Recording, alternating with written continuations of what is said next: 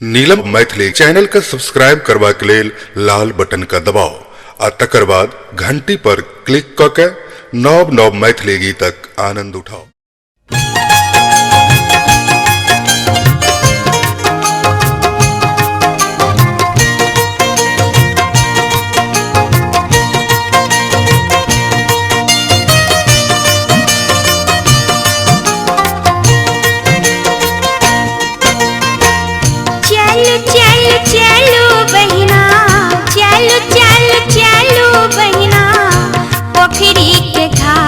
सब मिल दर्शन करवे, हे सब मिल दर्शन करवे, छठी मैया ओही ठाम ठार सब मिल दर्शन करवे, छठी मैया ओही ठाम ठार सब मिल दर्शन करवे।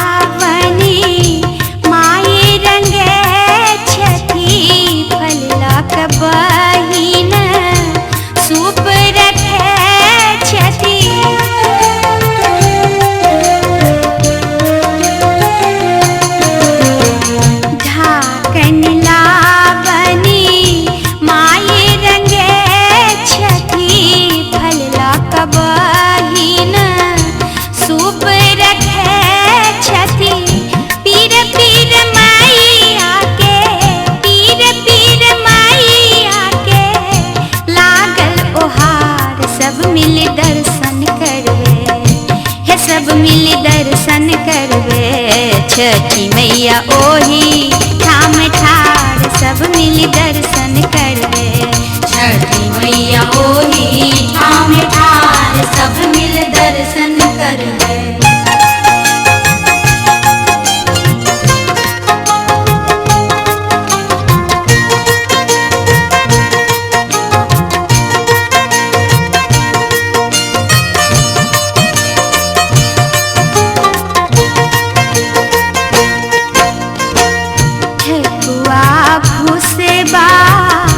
भरले चंगेरा हाथ उठावे ले पाकल केरा,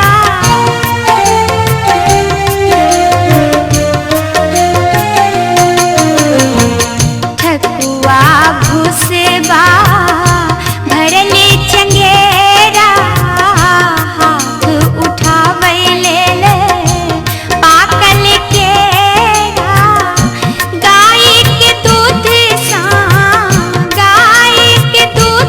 सा देबै अर्घ सब मिल दर्शन करवे, हे सब मिल दर्शन करवे, छठी मैया ओही ठाम ठार सब मिल दर्शन करवे, छठी मैया ओही ठाम ठार सब मिल दर्शन करवे।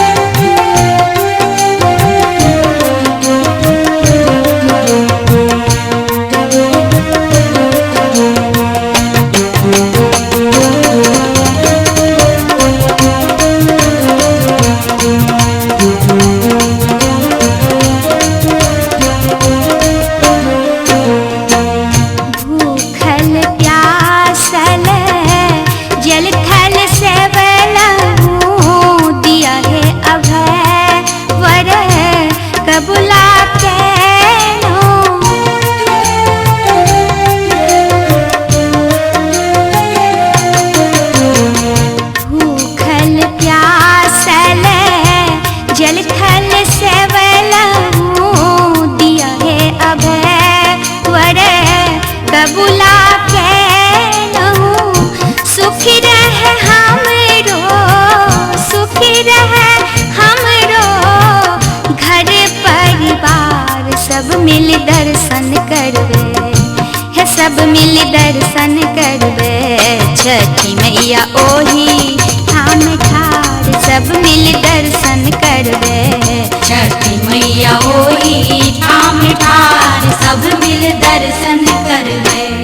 चलो चलो चलो बहिना, चलो चलो चलो बहिना, पोखरी के घाट सब मिल दर्शन करवे, है सब मिल दर्शन करवे। छठी मैया ओही ठाम ठार सब मिल दर्शन करवे। छठी मैया ओही ठाम ठार